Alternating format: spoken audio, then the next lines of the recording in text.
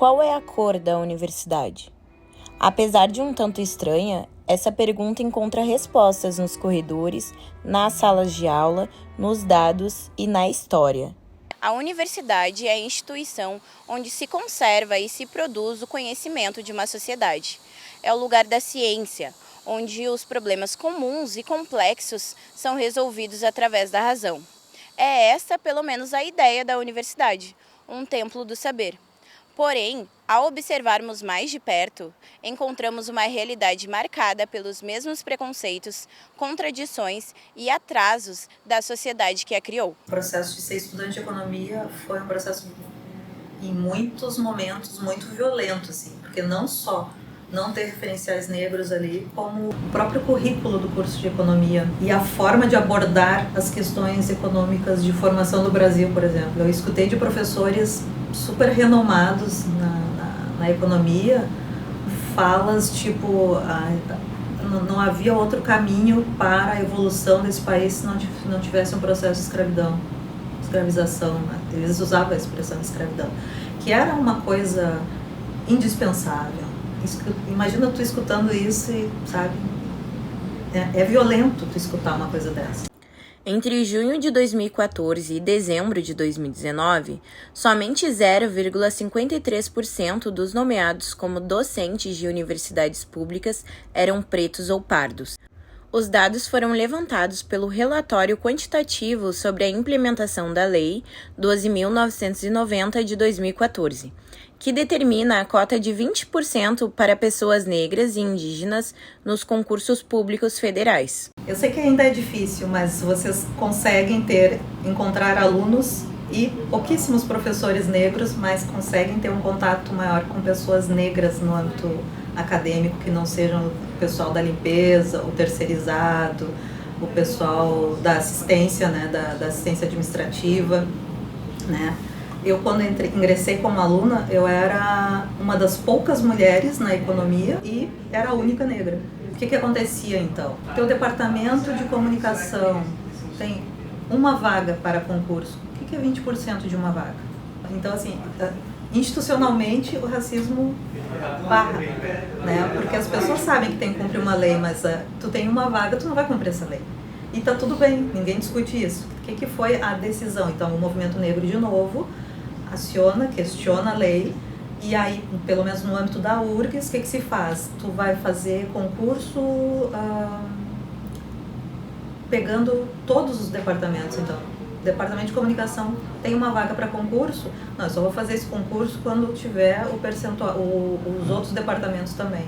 Então eu vou juntar departamento de física, departamento de comunicação, departamento de estudos especializados, vou pegar todos os departamentos das diferentes unidades da URGS e vou fazer um único edital.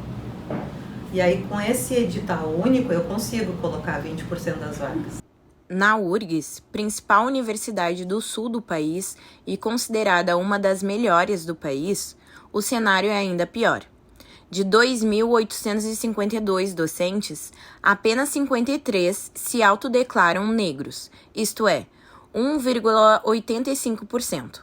Mesmo se comparado com um percentual de negros na população gaúcha, de 21%, o segundo menor do Brasil, ainda assim há uma defasagem grande.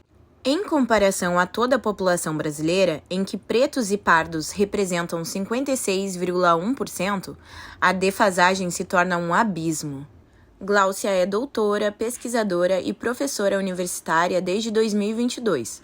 Apesar da carreira bem-sucedida, enfrentou e ainda enfrenta violências racistas no seu cotidiano dentro da universidade, sejam explícitas ou veladas, vindo tanto de alunos quanto de colegas da própria profissão. A universidade, esses colegas professores brancos, não é nada acolhedor, né? Então, em relação aos pares, né, eu acho que o impacto que tem em relação aos pares é um estranhamento desse corpo chegando, porque eles não estão acostumados. A universidade não está nem um pouco acostumada com pessoas negras na universidade e ainda mais pessoas negras que chegam como eu cheguei. Eu não cheguei aqui começando agora, né? Eu cheguei aqui com uma carreira consolidada. Então, eu cheguei aqui com um nome. Cheguei aqui carregando uma luta, né? Eu não cheguei aqui, estou começando agora como professorinha, nada disso. Mesmo assim, Gláucia nunca deixou de defender a causa do povo negro dentro da universidade. Pelo contrário, é esta luta que orienta sua atuação docente, sua pesquisa e suas aulas, onde oferece sempre uma perspectiva antirracista. Sua atitude combativa inspira e impulsiona outros estudantes negros, que poucas vezes têm a oportunidade de ter uma aula ministrada por uma igual. Independente da disciplina que eu esteja, eu vou estar tensionando a questão de raça em todas as disciplinas. Então não existe disciplina que me jogue que eu não vá falar sobre isso, né? Até tentaram fazer isso, assim, de me dar uma disciplina de gestão voltada para a administração, achando que não tinha jeito, né?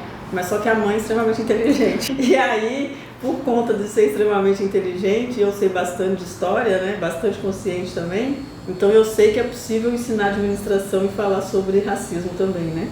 O impacto da presença, ou melhor, da ausência de professores negros é observada pelos próprios alunos. Pelo que eu me recordo, eu não tive nenhum professor negro. Ao longo da minha vida, 2 professores.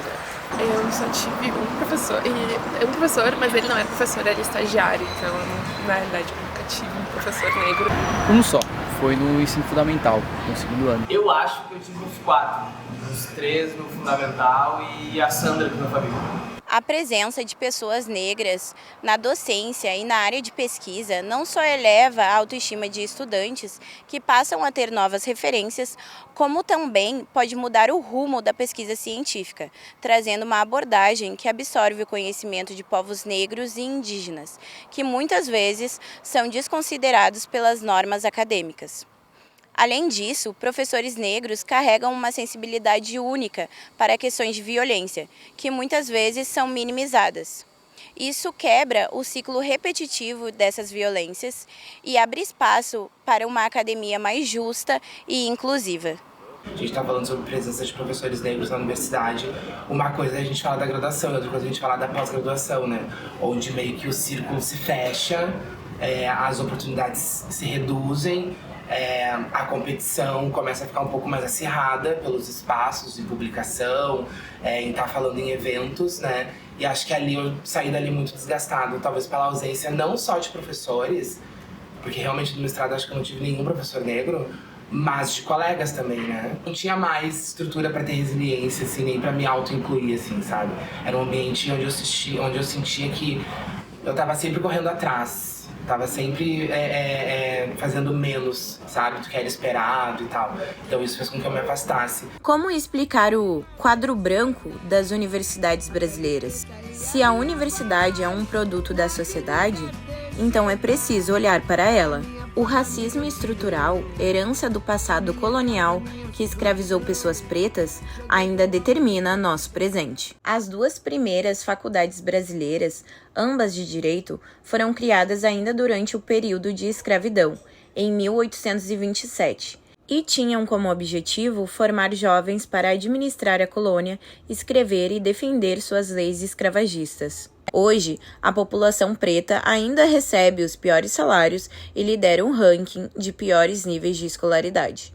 É um trabalho de base, né?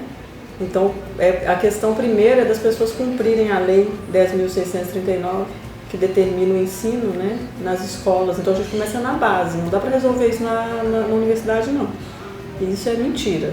Acho que qualquer pessoa que diga que a gente vai resolver isso aqui na universidade, a gente não resolve. A gente só está aqui estancando e tentando sanar alguns problemas, mal, mas a gente não vai conseguir resolver isso na universidade, não.